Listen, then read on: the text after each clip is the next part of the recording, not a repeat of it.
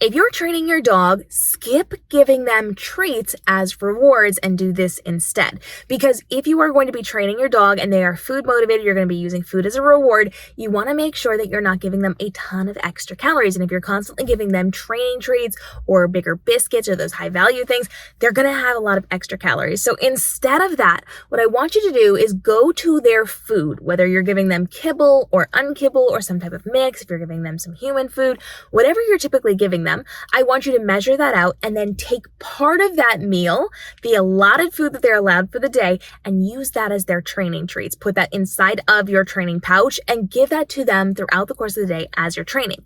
This way, they are not getting a ton of extra calories. That doesn't mean you can't use some high value treats, some extra things, some things that are going to be a little bit more interesting than their typical kibble or unkibble. But you want to make sure the majority of their training is the food that they're already going to eat. And you can actually do this, especially when they're a puppy. Instead of giving them an actual meal, take the entire meal, put it in your training pouch, and throughout the day, you are feeding them. So they're constantly getting the food that they need, they're getting the calories that they need, but they are not sitting down for specific meals and then training on top of that. And then as they get older, you can build out to giving them meals and training. Now, for me, I definitely did meals, but I took some of their meal out and I used that for training. So we definitely had dedicated meal times plus training times. It depends on what you're doing, how you're doing it, and what your pup's life is going to be like. So that's entirely up to you. But by using the food that they already have, they're getting the nutrition that they need.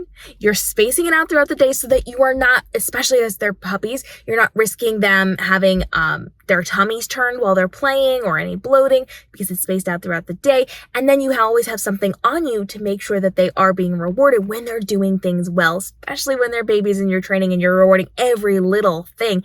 And it's not a specific training session, you're going to find that you're giving them a lot of food. So by making sure you take part of their allotted food, putting it into your training pouch, and then giving them the rest during their meals, you are probably going to be off to a really good start with their training. And then as they get older, again, we don't want those extra calories, so grab some of their food and just give them a little less at breakfast or a little less at dinner, and you will be good to go at that point. And then you can have some of those fun, higher value treats, biscuits, human food that actually serves puppies and dogs, and you can do really well with that.